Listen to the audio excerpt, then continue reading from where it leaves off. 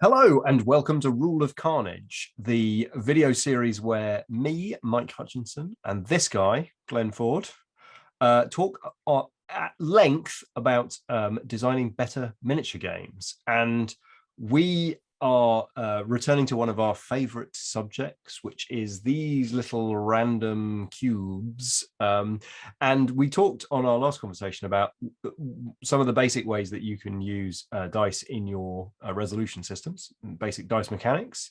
But Glenn and I were thinking we might just spend a little time talking about some of the other things that you can do with dice in your games design. Because they don't have to just be used for generating random numbers. They can be used to track numbers, or they can be used to cause other kinds of randomness to happen if you put them in secret places and draw them out later. You can use them as resources. You can use them as all kinds of things. And I suppose we'll try and talk about some of those things. And I guess maybe some of these things are things that your players will do anyway. And so I guess one of the questions will be, when we come to each of these things, do you need to formalize it in your game design, or is this just something that people are going to come to?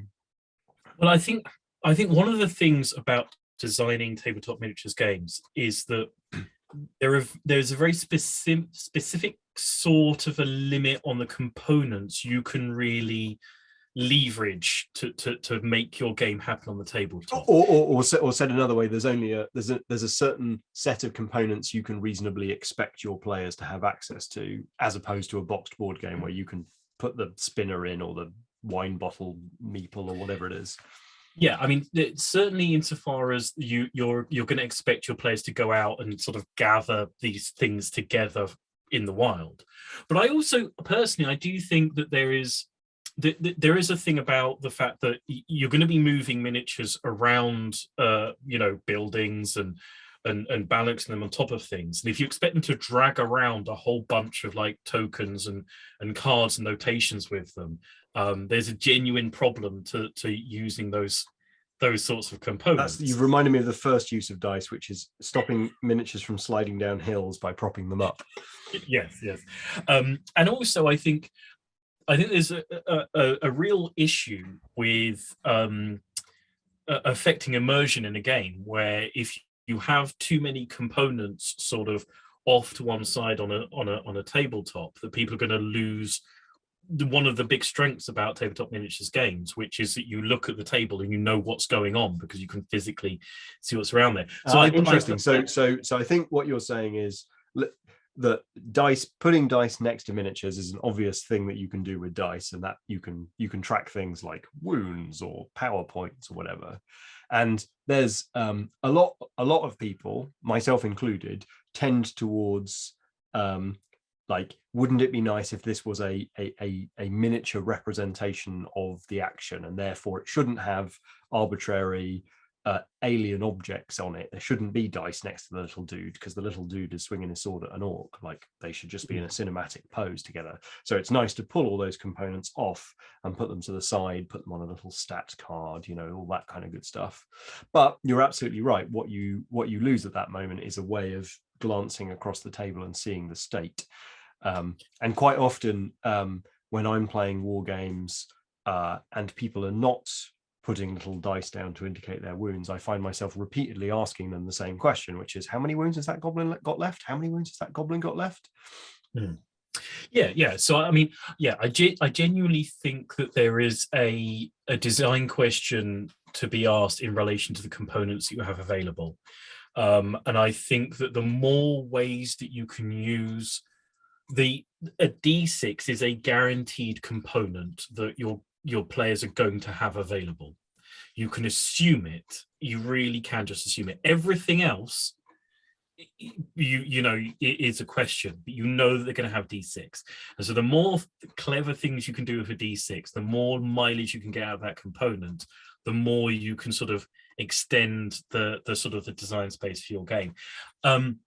So yeah, as was sort of alluded to there, and it feels like a very obvious thing, but you can put a dice next to a model in order to perform bookkeeping. And so, I think Mike was just saying there that that's something everybody's going to do anyway. do you need to formalize that within the rules? Well, what I would say is that you don't need to formalize in the rules. You don't need to write down, by the way, why not use a D6 and stand it next to the little dude as a notation? But what you do need to consider in your designs is that whenever a piece of bookkeeping goes over 6, you've broken, you're going to have to force players to break out from a system of notation that they're going to have adopted naturally. There's, it's always the thing when you're playing Warhammer and you've got a model that has more than 6 wounds, and you've got to then put down 2d6 next to it, and and then it's there's a reason that in Gaslands you wipe out when you get 6 hazard tokens, because there's no more faces to track hazards on.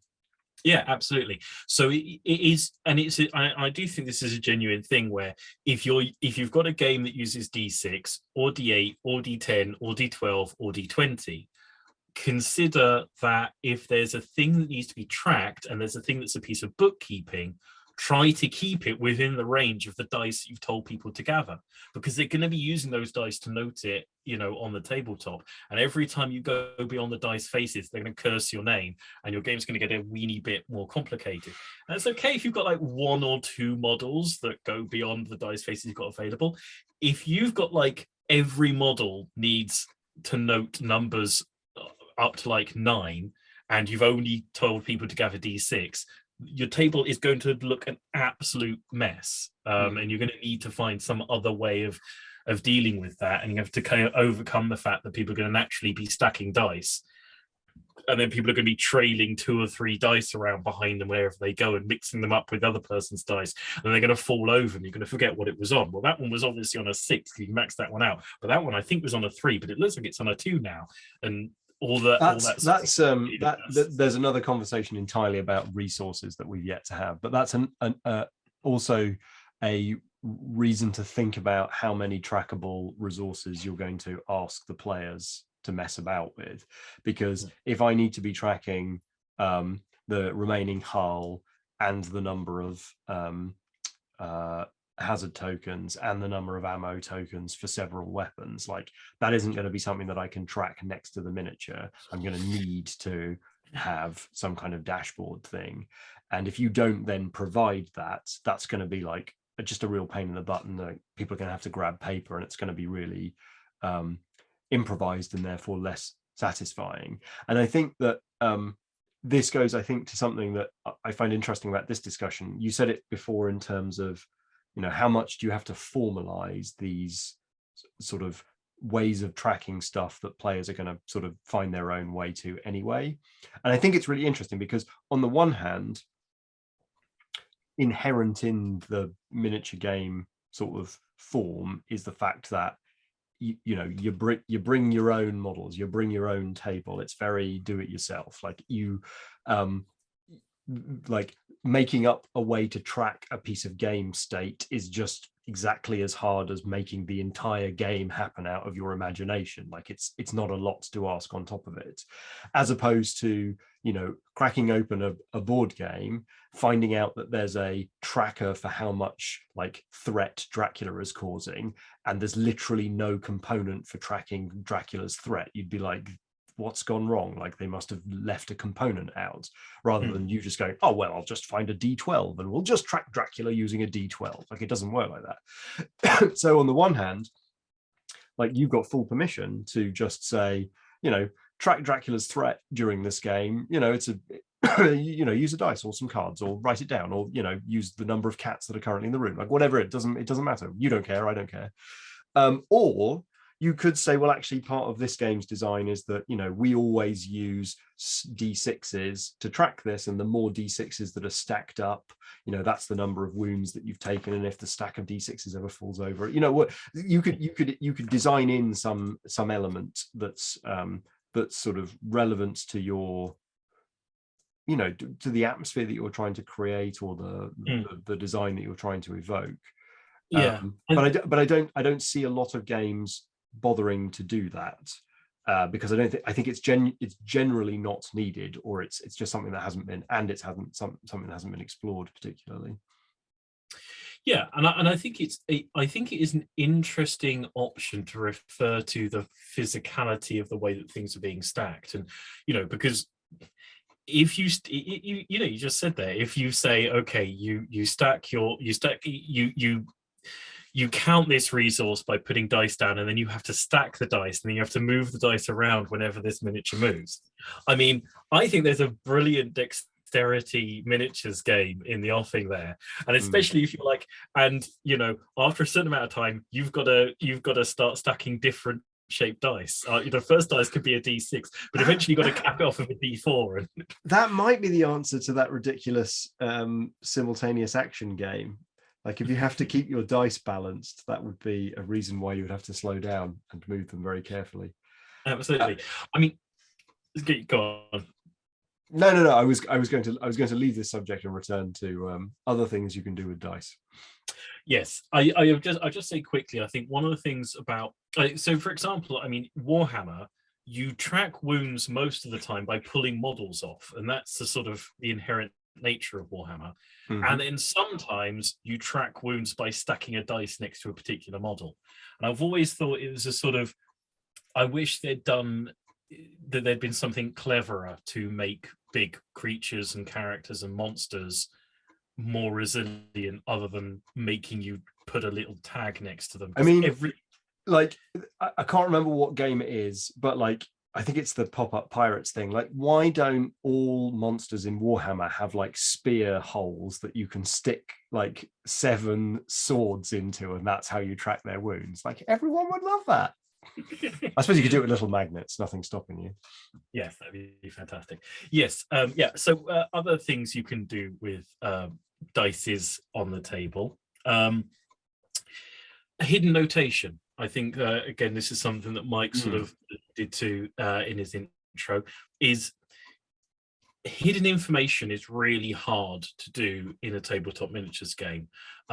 It's extremely hard to do generally without a set of sort of custom components. Certainly, if you want to do a sort of a fog of war setup, something of that nature, it's really difficult to put out secret information that is honestly kept and maintained. And I'm not suggesting that people are super, looking to cheat the whole time, but if you ask somebody to write something down and then at a later point reveal it, you are definitely entering into an opportunity to fudge things about. If you ask people to do something behind a screen, you're offering an opportunity for weird suspicions. And it's lovely that you can put down a D6 and you can put a cup over it or something, and you've got a piece of hidden information that has to be honestly maintained within the game. It's not the most sort of hyper sophisticated piece of hidden information, and there's not a massive range of things necessarily you can do with it, but there are worthwhile and interesting things you can use it just briefly in a moment, where you can do a secret bid thing where you put a D6 in the hand and I put a D6 in the hand. That's it. That's an easy way to do an initiative roll or something, but it could also be used in a basic resolution system. It could be you choose a number and I choose a number, and the highest number wins, but we have to spend that many energy drink points from our model or whatever. So you can use it in those ways as well. Yeah, and I think at some point when we come to the conversation that we inevitably will about card-based mechanics, one of the things about card-based mechanics that's lovely is that, just as we've spoken before, that a D20 has a certain history to it within gaming, cards have a certain history to them. And if you're playing a Wild West game and you're using cards as the random modifier, you've got some lovely atmosphere attached to them. I do think that there is an opportunity within dice mechanics for more sort of bluffing based. You don't want to go full mini game because you can end up slowing the game down, but I think there's an opportunity for your dice to have for a liar's dice moment with your dice rolls. There's nothing wrong with saying, okay, what happens is that over a given turn, you've got 5 dice that you're allowed to use and replace out other dice during the turn. At the start of the round, you roll 5 dice in a cup, you put them down, a little round of liar's dice with those 5 dice, and that in some way modifies those hidden dice, and then you pop them onto the tabletop. And again, by bringing in bluffing and betting and manipulating of dice, you're building in an atmosphere of the sort, because that wouldn't be appropriate for modern warfare of soldiers at battle, but it'd be fantastic for a pirate game or a gambler's game or something of that nature. And I think that bringing in a weeny bit of mini game and referencing the worlds that some of those games come from. And like, again, when we're talking about, the possibility of balancing dice and using dexterity games, they don't have to be a big thing and they shouldn't be the core of your game, but referencing other worlds, and other histories, the way in which you use the dice in your game, I think earns you a lot of atmosphere and a lot of payback that's absolutely worth considering. Yeah, like I say, there's the opportunity to bid secret resources and things like that by hiding dice. There's an opportunity to do a simple secret deployment by using dice under cups. It's hard to do hidden deployment without a massive curtain that goes across the tabletop, but you've always got a set of things that can be referenced across to units because you've got dice. And yeah, you have the opportunity to potentially also leave, dice under, small enough cups around the tabletop for people to encounter. Gives you the opportunity to have one side laying mines or laying minefields or things of that nature. So you have the opportunity to put dice physically onto the tabletop and use them to note out traps or ambushes or things of that nature. So they have a physical the quality. They have the quality of being able to physically note decisions that are then locked in place and can't be reversed until it's time to reveal them. So that's a handy thing you can do with dice. Another class of things is sort of tracking global information. So it's not that far from the sort of tracking state, whether that's wounds or power or whatever.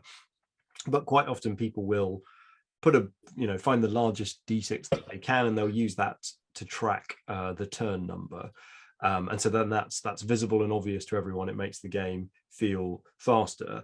And some other sort of global or shared sort of uses of dice in that way, notating terrain, for example, or notating kind of special effects of terrain. Warhammer does that with mysterious terrain and the Age of Sigmar's the scenery rolls.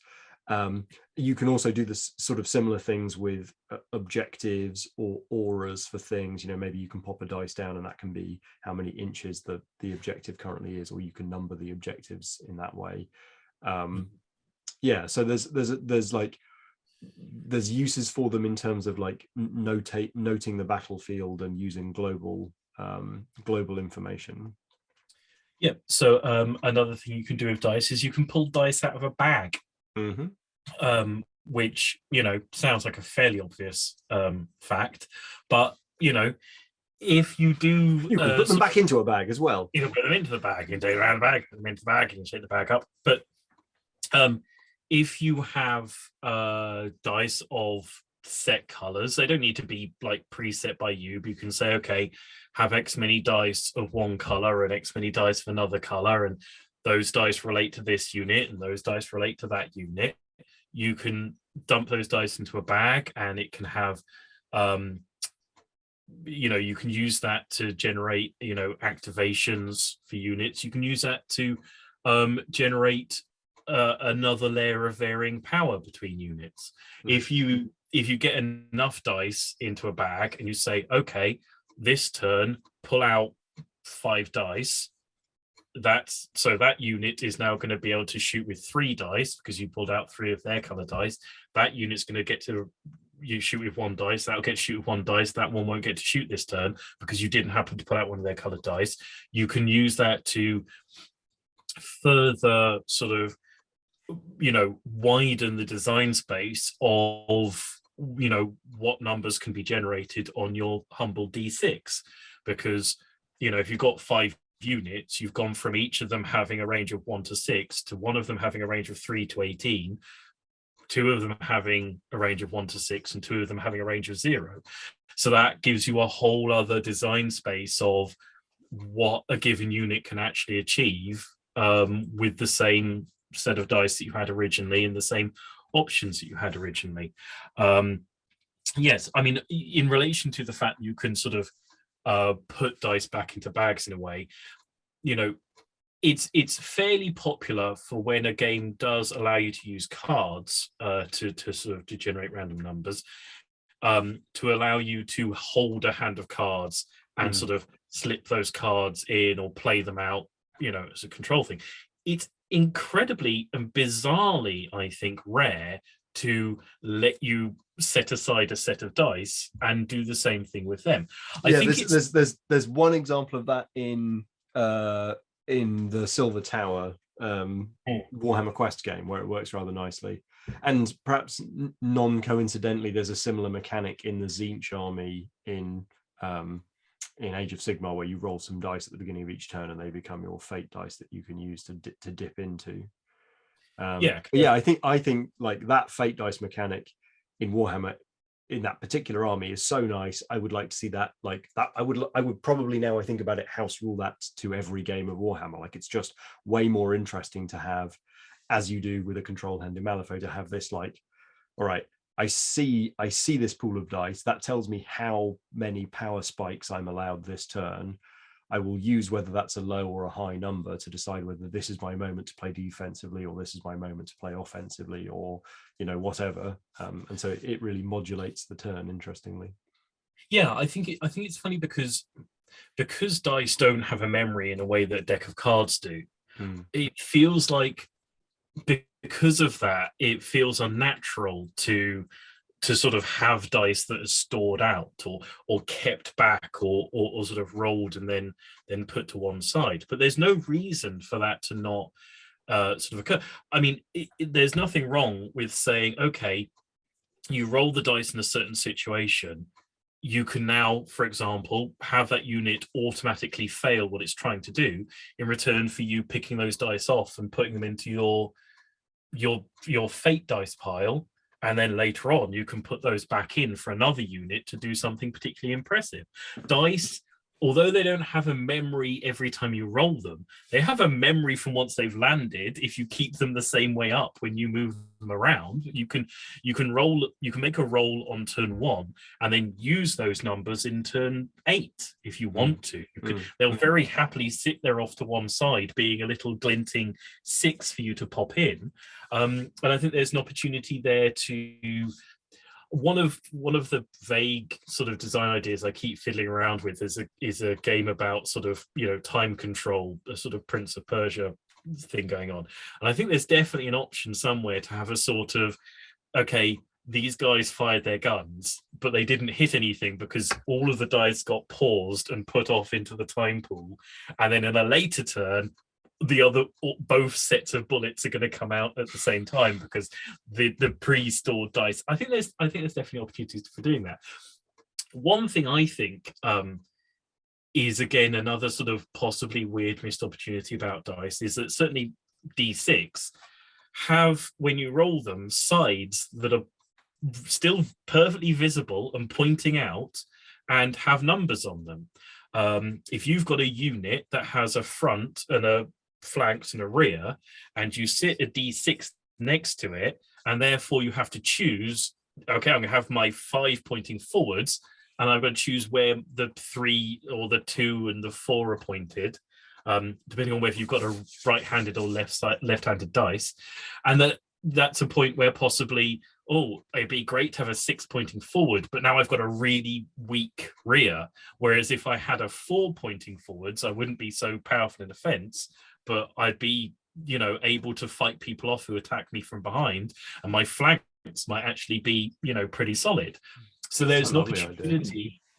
Yeah, I mean, there's an opportunity because dice have... You can imagine it even in a dueling game as well. Like, this doesn't have to be a unit necessarily. It could be like okay, am I leaning this way or leaning that way as the other guy goes for me? Yeah, and dice can be, I always call it spinning a dice when you sort of flip it from one face to another. And as much usually that's used as a sort of in a life counter where you put the dice down on 6 and you flip it to a 5. If you're using a dice and you're using its other faces for other purposes, and a dice gets spun, so you start off on 6 wounds, which means that you don't have the 6 face available to hit people with because you're hitting them with the face that's pointing at them. But then you lose a wound. That means that you can now flip over to the 5, and now the 6 is out there in the world. And so a wounded person becomes a little bit stronger than a fully, than an untouched one. That gives an interesting tactical option about what you do with your wounds and what you do with the facings. And maybe every time a unit moves, it has to spin its dice because its dice is sort of rolling along with it. And maybe that means that if you charge a certain distance, you've got to consider which facing is pointing in which direction, because you're like, oh, if I roll, that's all getting a bit Disc Wars at that point. I don't think there's that you say that like that, as though that's some sort of. But I think there's nothing wrong with, I think there's something wonderfully physical about the Disc Wars mechanics. But I'm just saying, I think that these are things to sort of think about and consider the physicality of the dice and the way in which they lock in numbers in recognizable ways and recognizable directions. I should say that, do check that you've got dice with sort of standard number distributions on them, because there are certainly when you go to a D20, there are spin down life counters rather than. So speaking about the physicality a bit more, so there's a few ways that you can use the physical sort of aspects of dice beyond what we've already talked about. Now, the most obvious one of that is that the scatter dice that Games Workshop invented is a way of generating a random direction.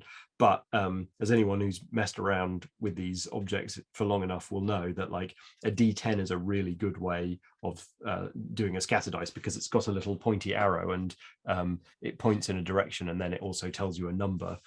So you can use dice straight away. A D8 does a similar thing. There's a hacky way of doing it with a D6.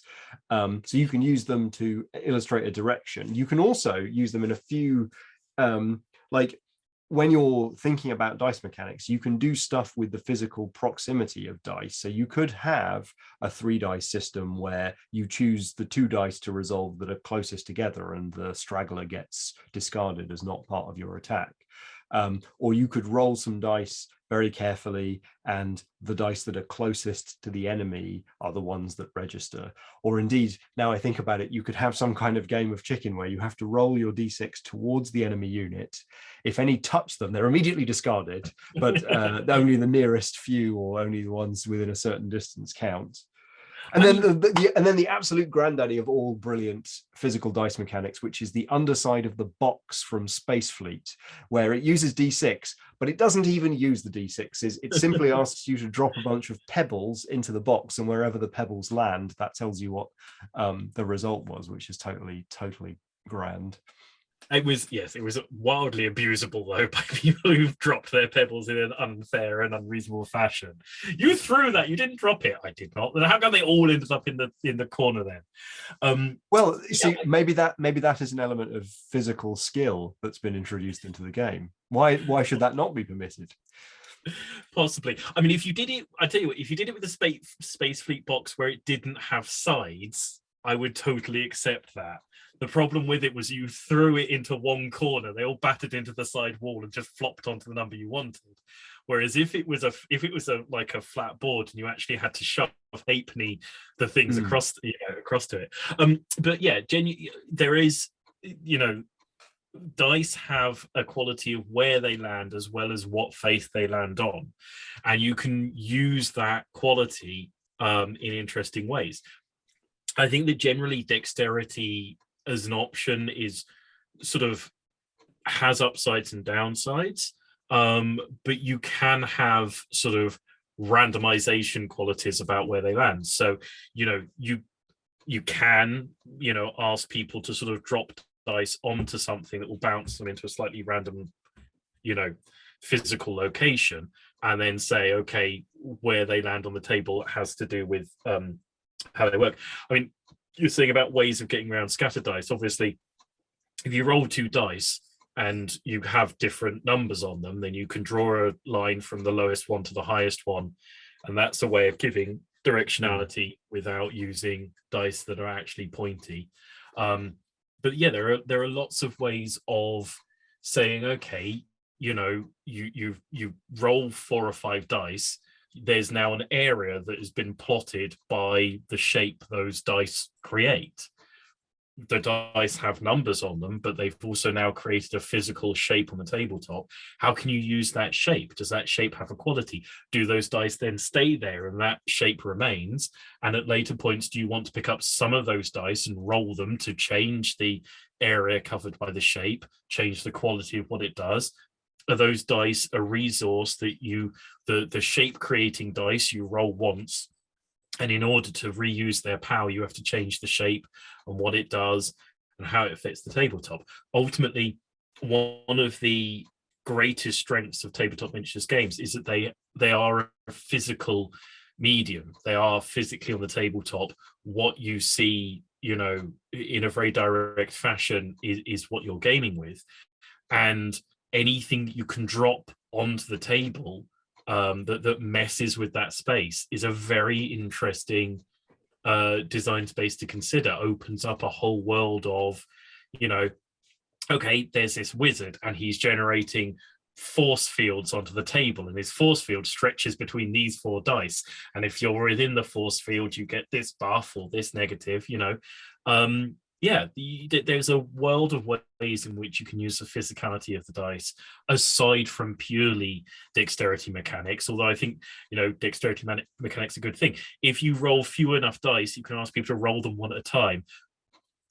It's never written particularly into rules one way or the other, but if I roll 1 dice and it comes up a 1, by God, I'm throwing the second dice at that dice because I reckon I can get I can knock that thing over. Mm-hmm. No rule set has ever said you're not allowed to do that. Maybe write a rule set that specifically says you are allowed to do that and encourages you to do that. Consider the things that could be achieved by throwing a d20 at a d4 and ricocheting it onto a d6 in order to flip both numbers over. I'm not saying that all of these ideas are suitable for all games. There are some games that where these are going to be a bit silly or light-hearted or just sort of not within the world you're creating. But these are all options, and these are all ideas, and try and sort of play around, I think, with a few of these other aspects and other things that dice can do physically on the tabletop. Yeah. That was a fun conversation for me because I do really enjoy writing dice mechanics, but I spend quite a lot of time writing dice mechanics in pen and ink on my notebook, and quite often you miss some fun aspects of just like the physicality of the things because they don't occur to you. So yeah, I'm inspired from this conversation. Lovely. I mean, we haven't talked about the fact that you can add dice to other. We haven't really talked about the idea of totaling, of 2d6. We haven't mentioned the existence of 2d6 in 2 conversations about dice mechanics. We haven't talked about tables, nested tables. We haven't talked about what you should do in terms of analyzing the probability of your game and figuring out whether or not you're about to add some kind of horrible breaking change to it. Yes.